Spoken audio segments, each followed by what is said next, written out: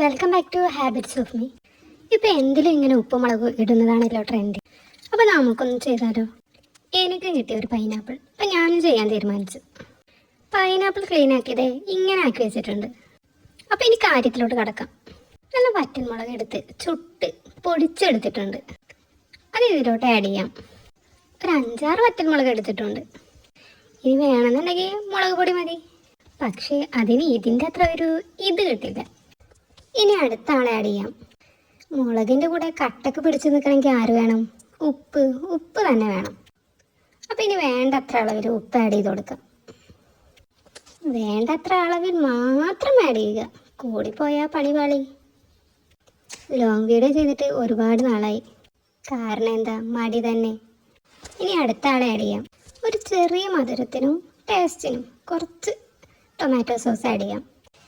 ഇത് വേണോ വേണ്ടോ എന്നുള്ളത് നിങ്ങളുടെ ഇഷ്ടമാണ്. പക്ഷേ ട്രെൻഡിനൊപ്പം പോകണമെങ്കിൽ ഇത് ആഡ് ആക്കണം. ഞാനിത് അത്യാവശ്യം കുറച്ചൊക്കെ ചേർത്തിട്ടുണ്ട്. എൻ്റെ വീഡിയോസ് കാണുന്നവരാണെങ്കിൽ ഇതിൻ്റെ ഷോർട്സ് നിങ്ങൾ കുറച്ച് മുന്നേ കണ്ടിട്ടുണ്ടാകും.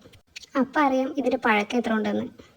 ഇനി നമുക്ക് കുറച്ച് മല്ലിയില ചെറുതായി അരിഞ്ഞത് ആഡ് ചെയ്ത് കൊടുക്കാം. അതും ആഡ് ചെയ്ത് കഴിഞ്ഞാൽ നമ്മുടെ ഇൻഗ്രീഡിയൻസ് കഴിഞ്ഞു.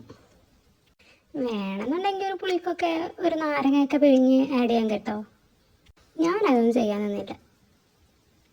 ഇനി ഒരു പാത്രം എടുത്ത് അതിൻ്റെ മേലെ അടച്ചു വെച്ച് നന്നായി മിക്സ് ആക്കി എടുക്കണം. ഇത് ഇങ്ങനെ ചെയ്താൽ മതി. പക്ഷെ എൻ്റെ അടുത്ത് തെറ്റ് പറ്റി.